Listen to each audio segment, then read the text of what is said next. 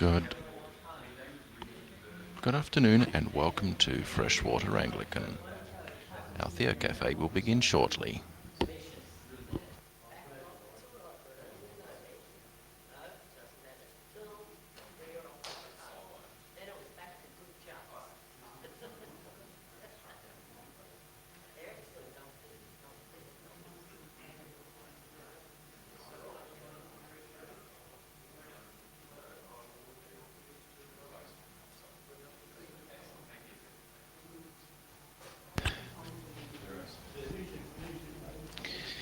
Theo Cafe will be open in 2 minutes.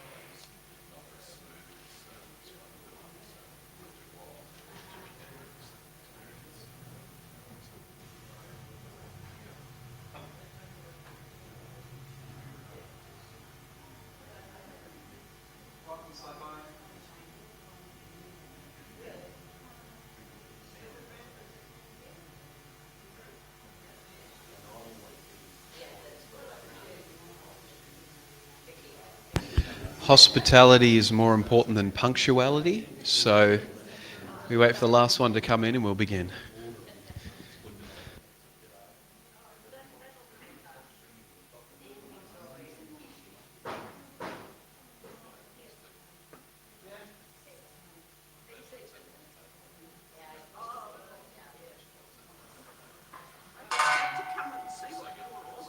Wonderful. Take a seat wherever you like.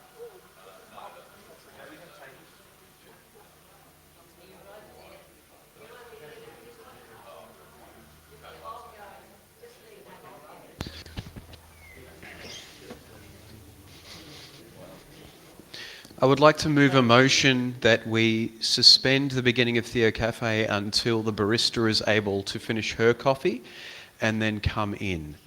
All in favour say aye, contrary no, ignored, carried. Lovely.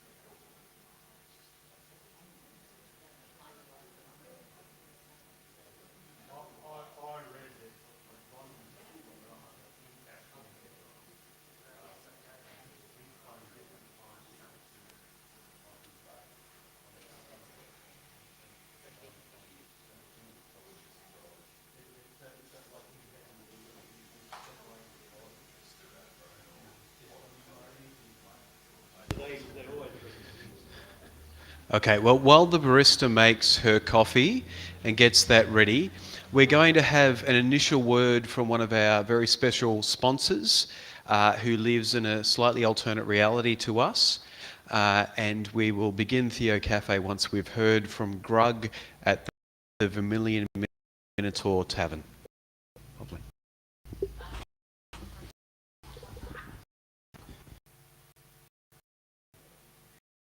Hello, welcome to the cafe. My name's Grug. To set down some ground rules. Look, don't worry. We're going to have more fun than a kangaroo caught in the headlights. I'm known for my wit and charm, right? But just before we get to talking all the theology and getting all hepped up on our caffeine, it's important that we have some ground rules. So let's get to them. Rule number 1. You don't have to talk. If you're the kind that's strong and silent, likes to sit there and enjoy, but not get too involved, that's fine. You do you, my friend. You do you. Rule number 2. Disagreement is not disrespect. This is something that all those twits on Twitter and Faceables and the Instagrammers could learn from us here at Theo Cafe. When people disagree, they'll do it respectfully. And just because they don't agree doesn't mean they don't think you're the bee's knees. That's how we grow and learn from each other and share perspectives. Rule number 3. Just my opinion? Well, that's not an answer. Just because we have opinion, and we should, everybody has one, and we're here to share them. If we get questioned on that opinion, then we should be answer and back it up. And maybe it'll get us to think about our position a bit more, and maybe it'll help us clarify it for others. All right, now rule number 4. You may have heard this before. Play the ball, not the player. Now, what does that mean? Well, it means that if you have a problem with somebody's position or idea, then you don't have a go at them. We don't name call here at Theo Cafe.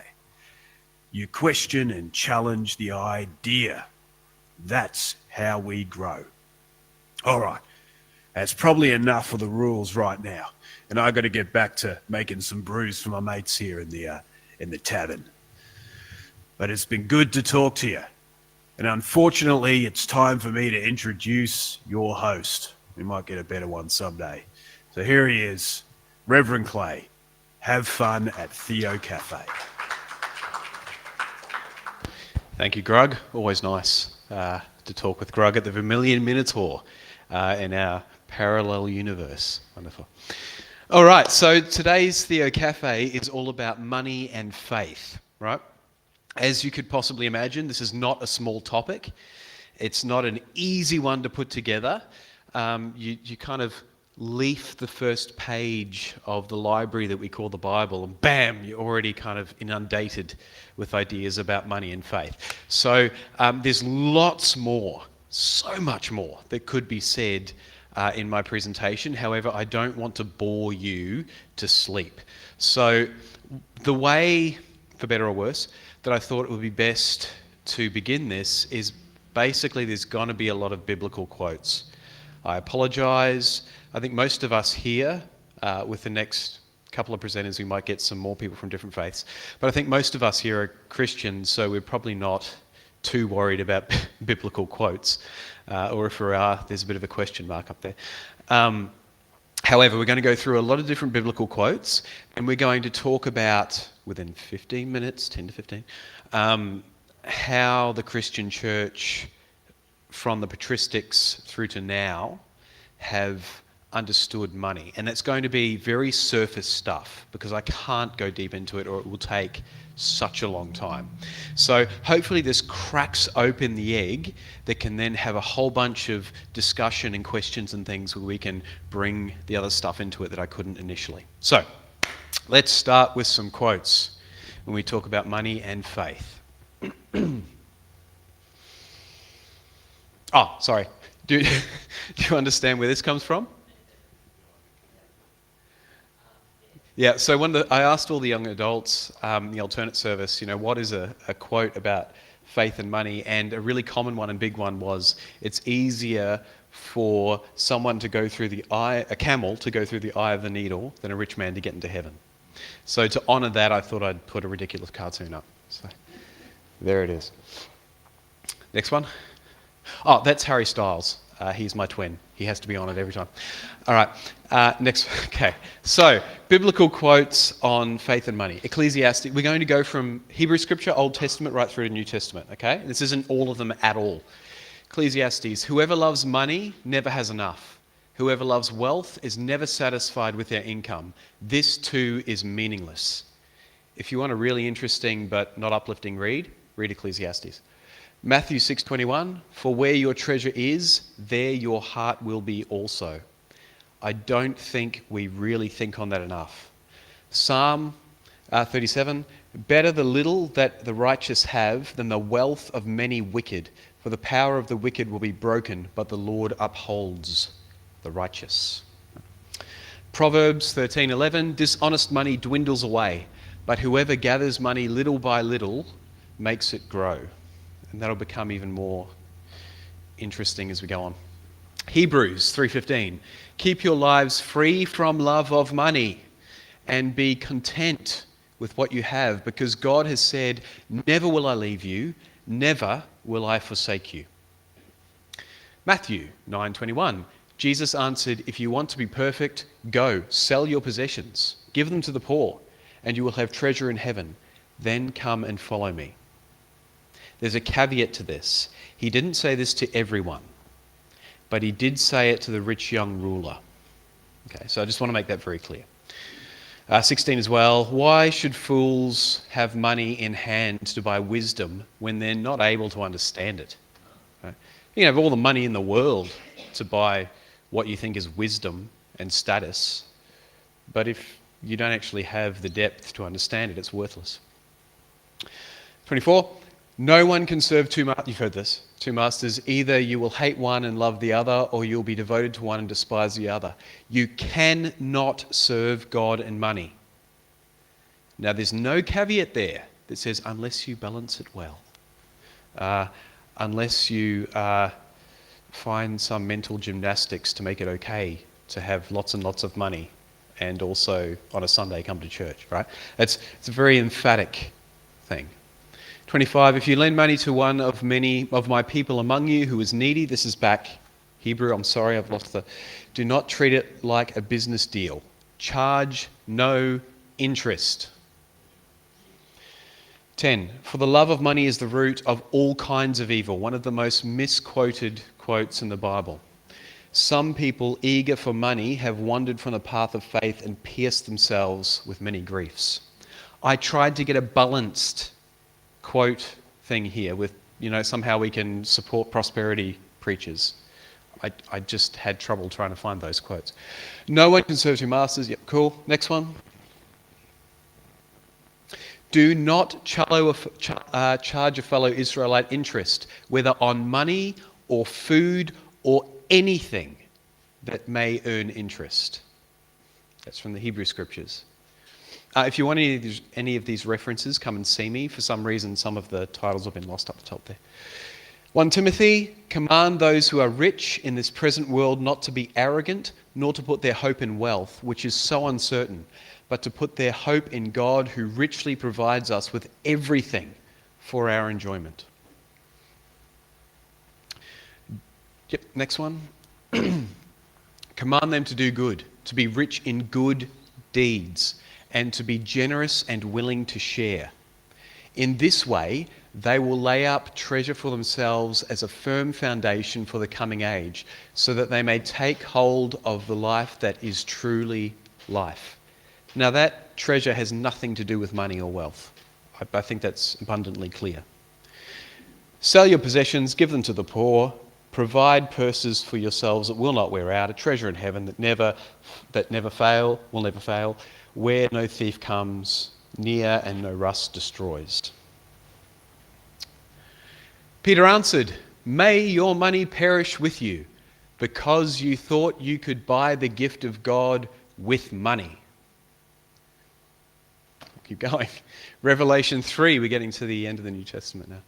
You say, I am rich, I have acquired wealth, and do not need a thing, but you do not realize that you are wretched, pitiful, poor, blind, and naked. These are all scriptural quotes. Wisdom is a shelter as money is a shelter, but the advantage of knowledge is this: wisdom preserves those who have it. Money seems like it does, but it doesn't. We've got the serve two masters. Seed falling among the thorns. This is Jesus explaining his parable of the seeds. Seeds falling among the thorns refers to someone who hears the word, but the worries of this life and the deceitfulness of wealth choke the word, making it unfruitful. and this is from Acts, that there were no needy persons among them. For from time to time, those who owned land or houses sold them, bought the money from the sales. They put it in the middle. It wasn't equality, it was equity. People who needed the most got the most. Those who didn't, then didn't. Does anybody remember what happened to the two who decided to keep some of their personal property and wealth? Zap. So, lightning bolt from heaven, struck dead immediately. Very interesting. All right.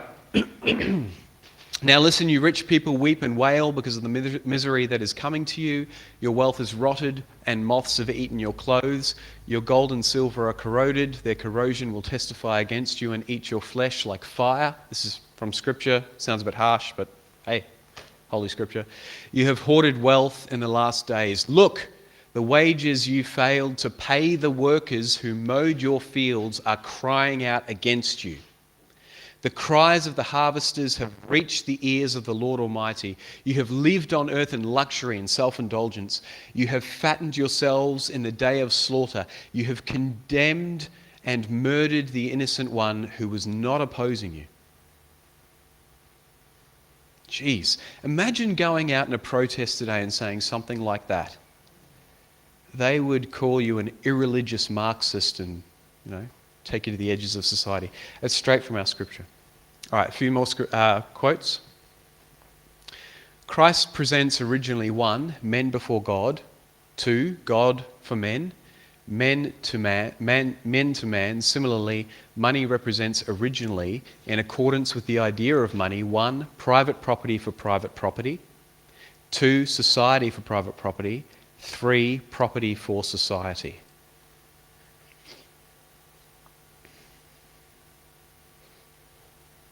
Antiquated language, of course, all men stuff. We have to kind of forgive that. Or we don't have to, but to try and get the meaning. All right, next one.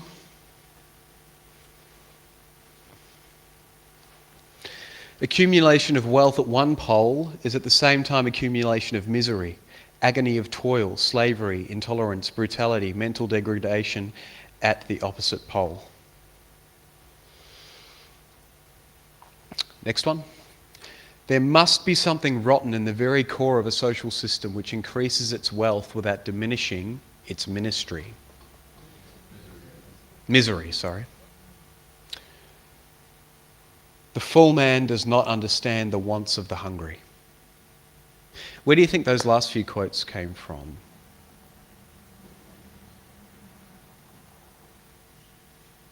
So those last few quotes were from Karl Marx.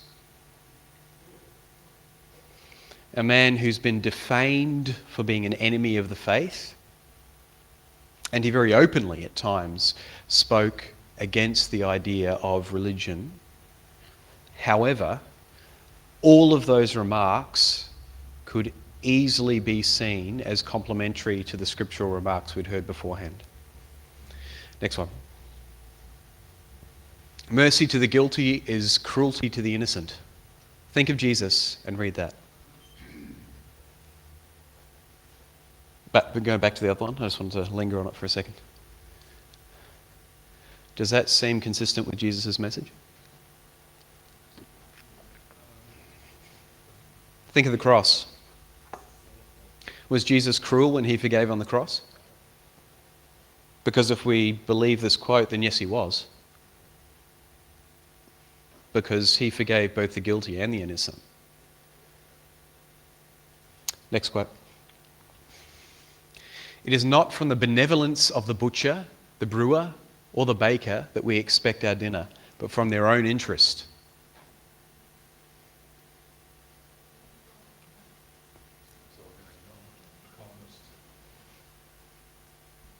Think on it for a second. Right, next one. No society can surely be flourishing and happy of which the far greater part of the members are poor and miserable. Yep. Next one, until we get to the end. It's not very unreasonable that the rich should contribute to the public expense. not only in proportion to their revenue, but something more than in that proportion.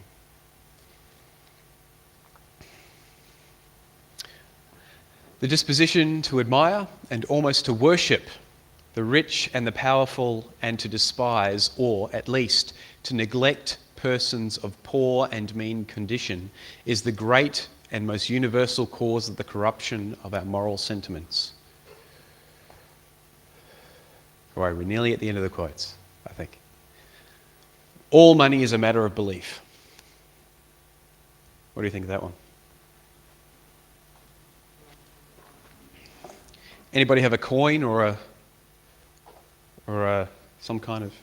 No, that's not... No. Anybody have a coin or a bill or something in their pocket? Yeah. I know Jesus did this, so I'm not pretending at all to be anywhere near that side. So, all money is a matter of belief, right?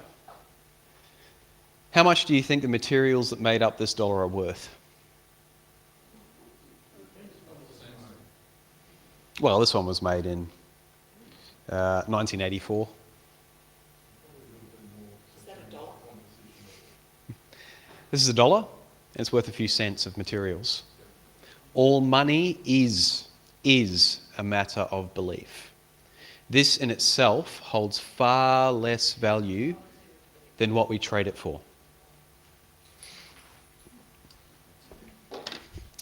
All right. Next one. Ah, cool. Yeah. So what I did is I typed into an AI art generator, the saint of money, and and this is what it brought up. So, time to reveal those last few quotes. So what I did is there's two real giants of economic and social theory that obviously many have now flown on from. However, they begun the thrust. One is Adam Smith, the great proponent of capitalism, really almost the author of what we think of modern capitalism. And the other one was Karl Marx. And we understand Karl Marx because he's almost infamous in Western society. Those first few quotes that we read through, all Karl Marx. The second ones, all Adam Smith.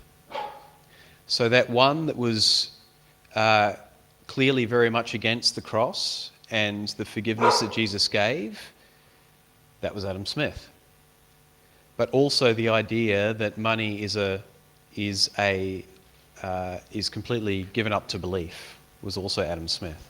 So the danger I'm trying to point out here is just because somebody openly critiques religion or Christianity from an institutional point of view, as Karl Marx absolutely did, does not mean their ethic and their commitment to the life that they live is not closer to the Gospels than someone who then uses their faith to bring in quite an exploitative system. Okay? So that's why I brought that up. And there's much more that flows on from that. Okay? I can't put too much more in. So I want to end up my little bit of this before we open this up to the chaos that ensues, with openly admitting that I was completely incorrect in one of my sermons a couple of weeks ago. So you probably don't remember, but I got up during one of my sermons and spoke about the idea of usury, right? Charging interest amongst Christians. And I said there was an early medieval pope that actually made this kind of okay and allowed it. And that's what I was taught. But then when I was going back through and researching this in great detail, it turns out I was completely wrong. So from the time of the apostles, through the patristic period, right through to Martin Luther and the reformers, there has never been a church council. There's never been an authority in either the Orthodox, Roman Catholic or Protestant churches who have ever claimed that charging interest for Christians is in any way okay. In fact, to this day, it is still tied to sin. So how does that work in our modern society? I wonder. I mean, I would hope that most of us, or many of us who are Christian, would, if they were giving like a personal loan, I would have major ethical issues and then suggesting that person pays that back with interest. I mean, to me that sounds extremely exploitative, especially from what Christ had to say about giving to those who actually need it. Right? Yep. Let's try and get out of it.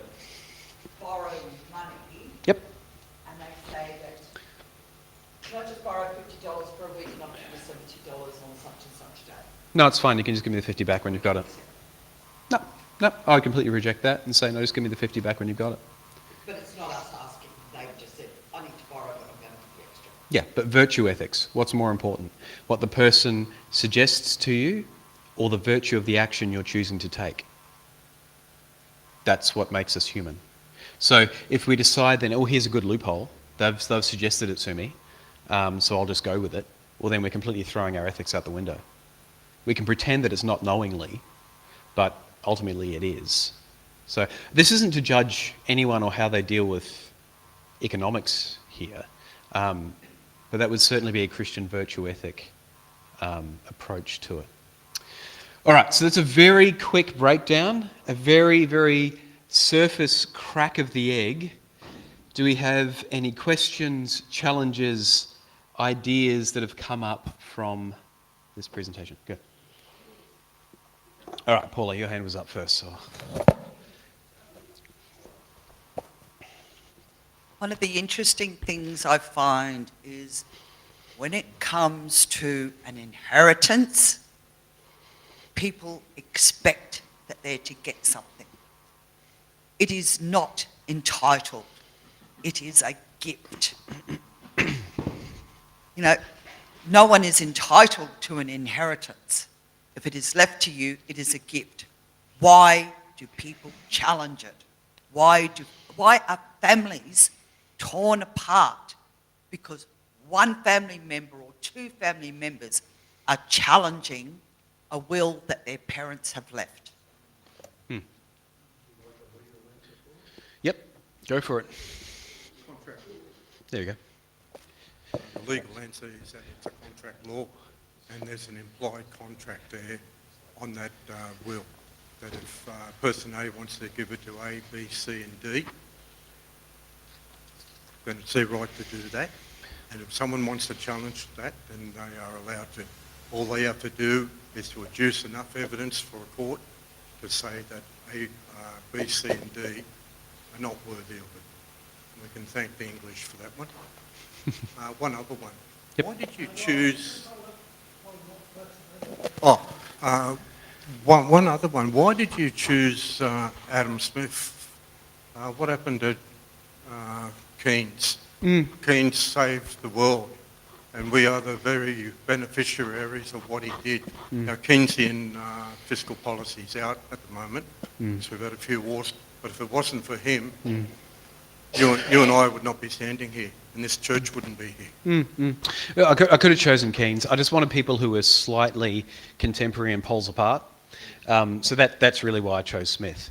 And I went through the most well-known quotes that actually then connect to the rest of their work. So that's why I chose them. Again, it's just to crack the egg open. Anything? Thank you for having me. Pleasure.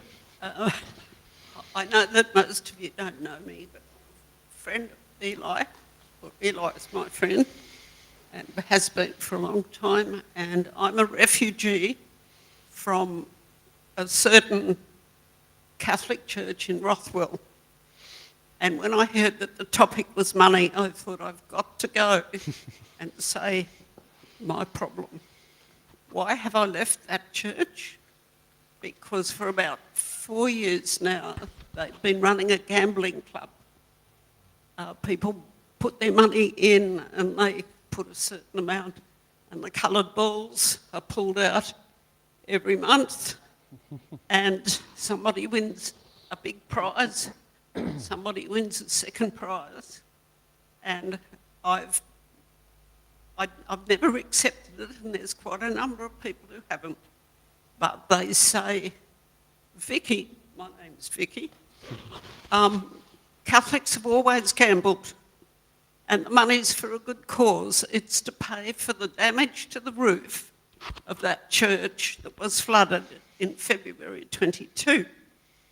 So is it different if the money raised is going to a good cause? I personally think they should demolish that big church. I really do.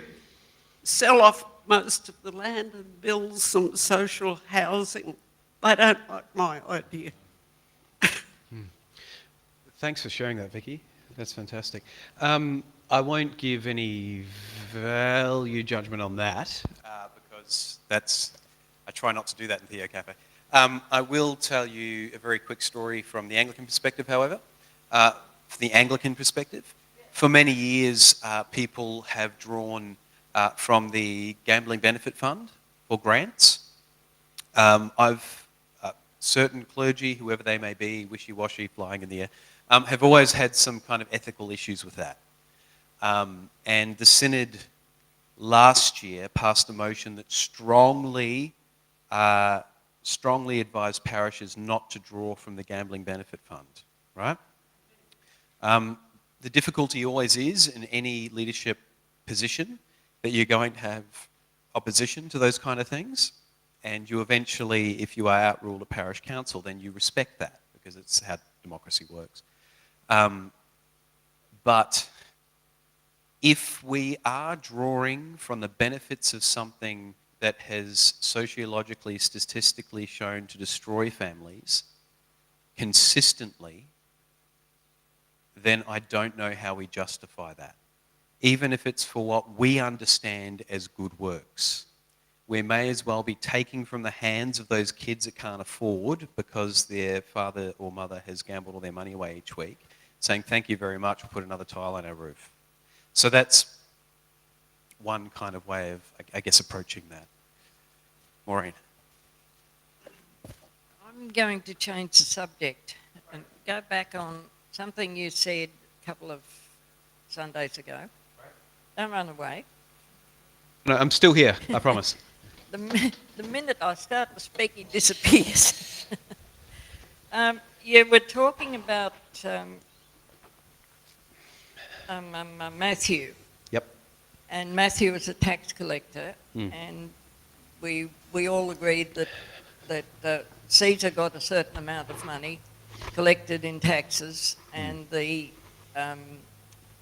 guys like Matthew, their income was whatever they could get over and above that. But that's a levy, that's not interest.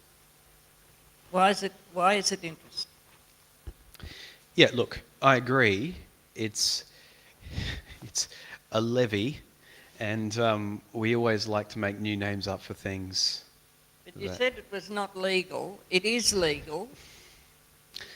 They were over and above, certainly, and I don't agree with any of it, but yeah, there's a difference between a tax, yes, which is a portion of the income that goes to the government that provides the roads and infrastructure, yes, etc., yes, and interest. Oh yeah, absolutely, I agree. Yeah, that's great. I'm glad you brought that up. The only issue is the rules were so loose in the Roman Empire at the time about how much the tax collectors could kind of scrape off the top. So it really was, or it certainly could have been and was used in this way by many to be quite exploitative of the local communities. Now, I'm not saying that Matthew was that exploitative. Well, yeah, but it was kind of just look the other way kind of stuff with the Roman Empire. So yeah, I agree.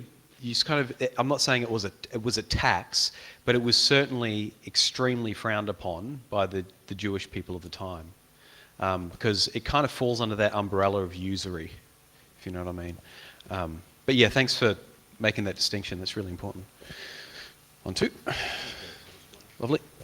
I've had a dilemma that I can't solve, really. Sure. Back in it might have been the late 80s, early 90s, they had saved the Ethiopia. There was, I think, 6 million people there that were starving. And so they had a big rock concert, they raised money, they fed them.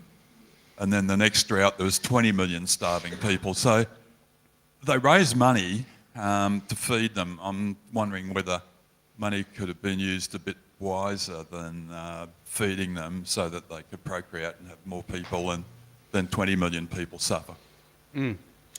That's a can of worms, and I'm glad you opened it. So I think one of the big things here is the distinction between charity identity and a kind of working depth of charity. So let's get a rock concert together, which, I mean, I'm not saying it's a bad thing to feed the people, that's great, but let's get a rock concert together, let's then promote that all over the world, and it will make us seem like really ethical, benevolent people, and it will give our PR image a really good boost, and we'll give the money to feed people. The problem with that is they don't actually look and engage with the community to the depth of what they need. So it's actually more about the PR and the way that people are seen than what it is about longevity of that charity and the lifting up and sustainability of the community. Yeah, that's a really good one. It still goes on today. Brian.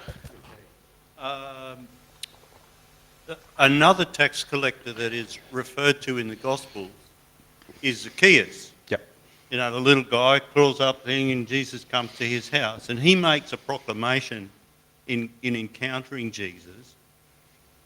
I'm going to go back over all the records I've got, and if I've pinched something from someone, I'm going to pay them back such and such. And he's really quite generous in his response to any, I suppose, perceived injustice that had happened. Mm.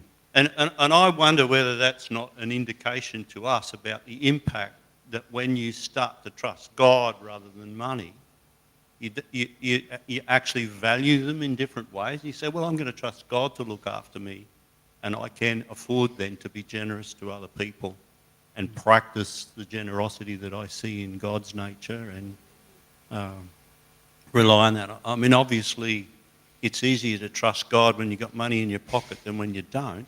Mm. So, you know, it potentially opens us up to a challenge that we might not always feel comfortable about. Mm. But I think that that's what you've pointed out, is all along it's God's wanting us to trust him rather than to trust in the wealth or the accumulation of wealth or how we treat other people with our wealth in terms of taking advantage of them or not giving them or that sort of thing. Mm. Yeah. Anyway, that's just a perspective for you to wrestle with. No, that's fantastic, Brian. Thank you. But I think Zacchaeus is really quite generous in his response. And I think one of the most difficult things for us to do as Christians in the 21st century is realise that when Jesus is talking about providence, he's not talking about material wealth, no. which then is a challenge for us. There's a gentleman you may have heard of. He's the Archbishop of Canterbury at the moment. Yeah. Justin Welby.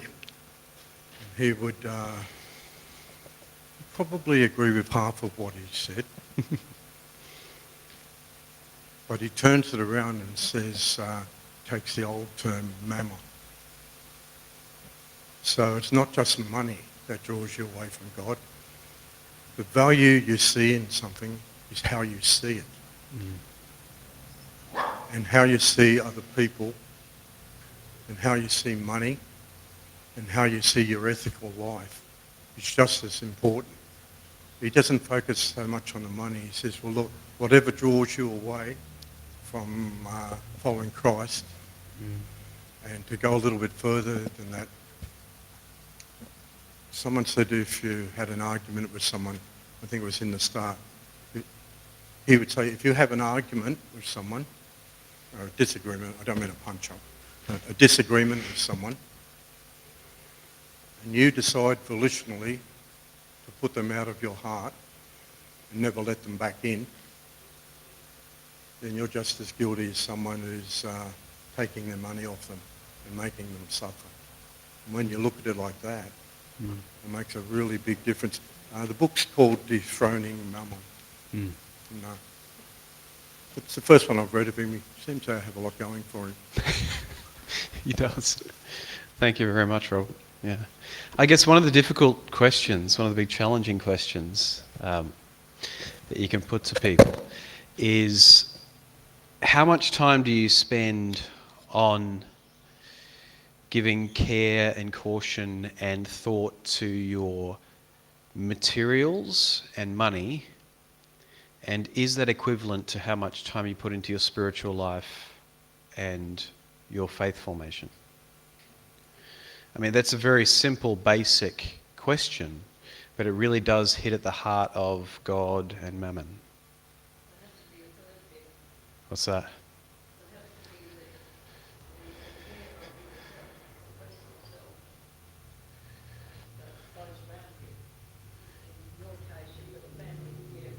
Yes. Yes. Yes.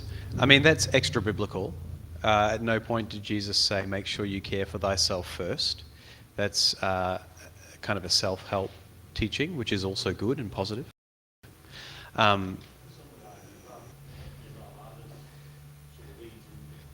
When did Jesus say, love yourself? Love others as you love yourself. Yes. Yes. So it's a reciprocal. Yes, but that's more of an assumption that Jesus is making about people loving themselves, and then he's leading them to love others that much. So it's not so much make sure you love yourself first, as we get from the 80s kind of self-help stuff. It's just how much you love yourself now, love others for it. Happy. Yeah, sure you can tie it. Yeah.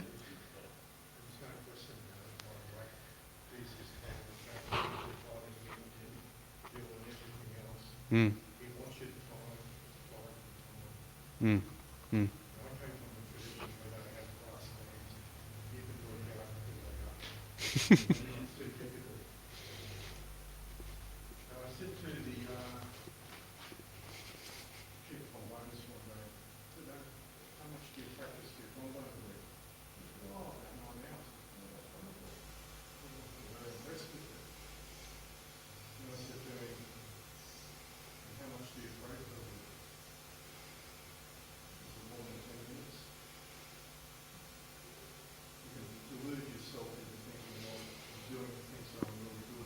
Mm.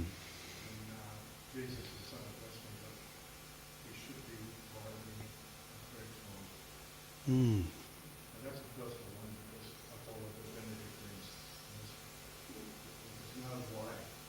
Mm. For sure. I mean, that person could get creative and say, yes, but every time I play my trombone, I am praying. You know? Yeah, no. There we go. Excellent, thank you.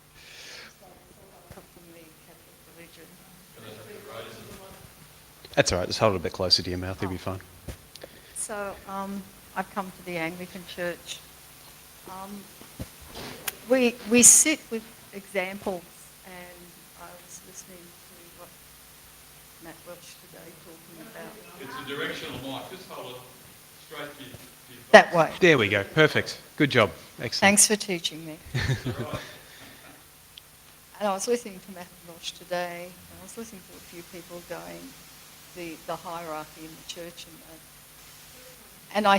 And I don't understand why the churches don't pay tax. Sure, sure. I don't understand where, for example, and I only know about the Catholic Archbishop with his slush fund. Sure. And we've got people hurting so bad, and then you have the Pope, Mm-hmm. who has set the example of kicking some of his cardinals out of the most incredible properties in Rome and elsewhere. But there's still something stopping them doing the right thing. Does it not scare them that when they do pass, they have to account? They will be asked. They will be asked, what did you do with the money that came your way? Did you feed the hungry? Did you? You know? That's a fantastic comment and a brilliant, yeah. So what was being said was the idea that breaking down the hierarchy of the church and not fully understanding why churches don't pay taxes, and how you were rightly talking about how the Pope has taken some of the cardinals out of some of the most expensive houses in Italy and things, which is a great move. However, how on earth do those people who have been getting so many kickbacks and benefits then stand before their creator and say, well, we could have used this to help 1 million sex abuse victims or people who are on the streets? But, it's part of the institution. It's just part of the way of the world. I hope I gave that some kind of justice. Well, And I just think it could be even you put the situation in, we're going to put the Olympics on, for God's sake. And yet we've got this beautiful cake that's covered with cream and chocolate and all. But underneath, it's crap. Yeah. It's pain. Yep. It's hurting. Mhm. Our elderly are hurting. Yes. And we can Olympics as much as we like. Mhm. But it's all bullshit. Yeah, that's fantastic. I love that. So talking about the kind of facade of doing wonderful things like Olympics and stuff, but then underneath all of this is all this pain and hurt and people who, there's rising costs, and we have little parishes like Freshwater and a million others who are trying to feed people who can't afford to get through the week. All of that kind of stuff. Completely agree with that. When it comes to church and taxes, churches do actually pay tax. It's only on their charitable stuff that they don't.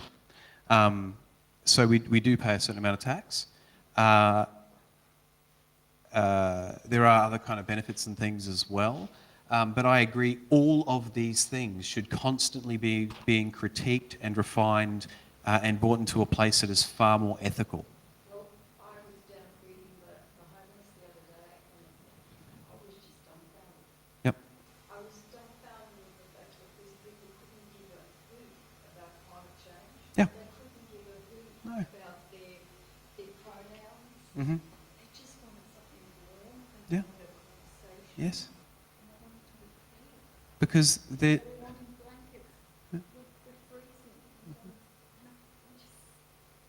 Many of us are so privileged that we can talk about these things, and we forget how privileged we are when there are people on the streets who are living hand to mouth, who have nothing else to focus on but how they're going to feed themselves and comfort each other. And there will be economists who will say things like, yes, we're having the Olympics and there are many poor people. However, the Olympics will bring millions of dollars into our economy. And that is true. However, it is the job of the populace then to say, where did those millions go? How were they used? And that's incredibly important. Can you hear me? It's me again. I've travelled the world quite extensively, but it was a trip to India to visit my sponsor child through the Christian Children's Fund that changed my life. The social workers, the Protestant, this particular area where my child was managed by the Protestant Church of Southern India, and the social workers took me around to their village, and of course everybody came out of their houses to see who was the visitor. They collected water from the local well, and they had to bring a chair from the office for me to sit on in this little mud hut where the parents slept on the floor, the children slept next door on the floor. They had no sanitary bathroom, anything like that. And that changed my life. When I moved to Brisbane, I decided, small house, small needs, small world. And if you want to have your life changed, go and visit the sponsor child or sponsor a child in India. Yeah, that's great. Thank you very much. The other sort of basic ethical things are, especially around areas where there's a high, low socioeconomic population, is that if somebody or some agency or some business is giving out really cheap fruit, all that kind of stuff, if you don't need to buy fruit that cheap, don't do it just because it's a bargain. Don't do it. Leave it for people who actually need to buy it that cheap. That's what our Christian ethic teaches us, or should at least. Just one thing. I read it was from Martin Buber. He's a Jewish philosopher. And do you mind if I use you as an example? When I die and go to see Jesus, he's not going to ask me, why weren't you like Clay Middleton? You know what he's going to ask me? Why weren't you Robert Daly? And when those sort of things come up, I actually work in a family support group, St Vinny's, so we see it each 3 times a week. But when you put it back onto personal responsibility, well, what am I going to do? The question was, when I die, Jesus is not going to ask me, why wasn't I like Clay Middleton? He's going to ask me, why wasn't I Robert Daly? With the knowledge that you had, that's me. Yeah, so no. So I won't be able to pass the buck and say, well, I followed Clay and he seemed all right to me. So yeah, when it gets down to that personal responsibility, then you can do something. Yes, it's got to start at the bottom. Yep. And work its way up. I don't think it'll start from the top and work down. It doesn't seem to go that way. Never works. I agree. That's great, Robert. We're very anti-cult here. Nobody should be trying to emulate any other person. Thanks, Maureen. Obviously, apart from Christ. And we all have slightly different ideas of how that works out. But the whole idea of a Christian community is we share them, respect each other, and do our best to follow that in our lives. Certainly not the priest or anybody else. A friend over there were talking about the homeless. I don't know how many people know our diocese, the cathedral. They do a fair bit of work with a number of homeless people, but we've got Dr. Anne in there, and she's retired. She's a GP. She used to treat people around the valley who needed help and couldn't afford to go to the doctors. But she said it when COVID first hit, the hotels were empty. So the governments got together and they actually put the homeless into the hotels, and their pension payment enabled them to stay there, and they stayed there for a couple of years. Then the hotel started to fill up with paying customers, so they moved out.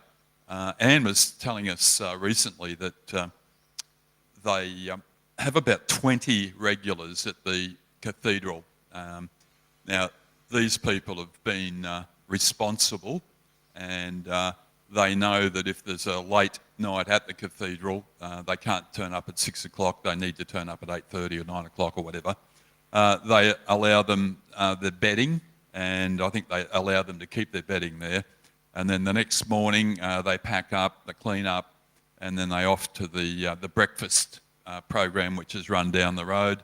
The laundry, I forget what it's called. Yeah, the Orange. Yeah, they help them with washing and haircuts and that sort of thing.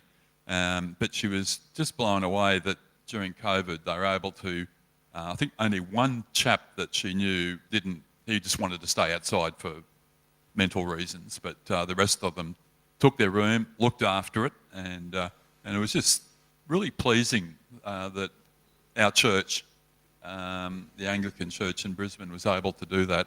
So I just wanted to let you know that. It was really good. Yeah, thanks for bringing that up, Wayne. That's really important. Our cathedral does do some wonderful things to try and set the leadership, and they still let people sleep inside the cathedral now, about 20, which is fantastic. I mean, how better to use that building with worship and, I mean, in a certain way, that is a way of worshipping God by letting those who have nothing have shelter, which is a wonderful thing.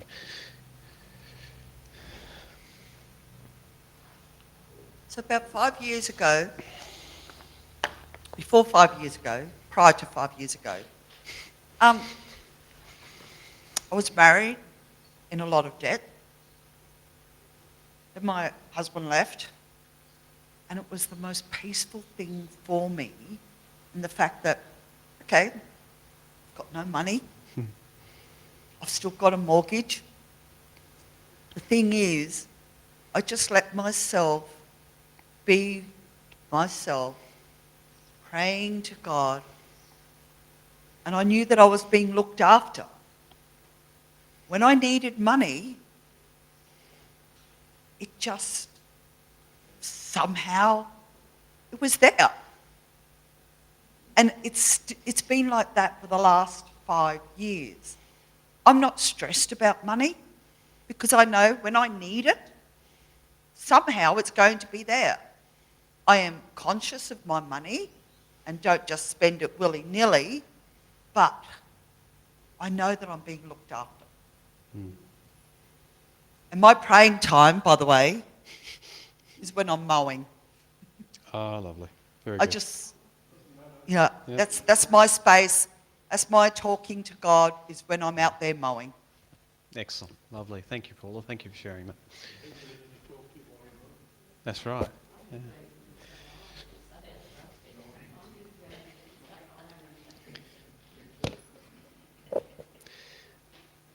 So it's a difficult one. Well, it's not a difficult one. It's a really interesting kind of meaty one to talk about faith and money. It's exceedingly important, and we can get easily lost in this, that as Christian communities, we are rooted in our ethics that come from biblical scripture, that come from sharing of communities throughout the last few thousand years about what it means to be followers of God, from silly questions, and they sound like silly questions, of when we get new cups for the cafe. They have to be biodegradable, compostable. Because if churches can't have that kind of care, then how on earth can we expect people who don't commit to this kind of life to have that kind of care? When it comes to things like, and you can be kind of put down on the spot for this kind of thing, but as a white mid-30s male, I'm aware of how much privilege that carries a lot of the time, and we just kind of assume that until it's sort of brought into our face. But things like if somebody says, well, at the teddy bears picnic somebody else is going to bring along a gollywog, will that be fine? And then my immediate response is, well, I don't have an issue with it. Of course I don't, because I'm not part of that community at all. And then you think a bit more deeply, and you think about what that word meant, how intergenerational harm happens, and how somebody could be hurt by that. And you then have to make the choice. Do I just say thank you very much, but caution against bringing that and say no? Or take the easier path and say, nah, it's fine, just bring it along. And then somebody could actually be genuinely hurt by that. So these are difficult ethical questions. Money is always going to be a tough one. We live in a capitalist society. Some of those things are good. Most of what Karl Marx wrote in the manifesto has actually been massaged into modern day capitalism anyway. Apart from certain things, go and read it if you want to, which is good in many ways. However, we have to always be reminding ourselves, where is our focus?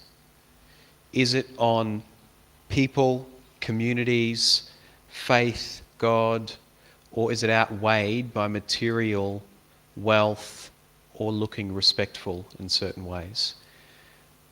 The hardest thing for us to be is honest with ourselves with that question.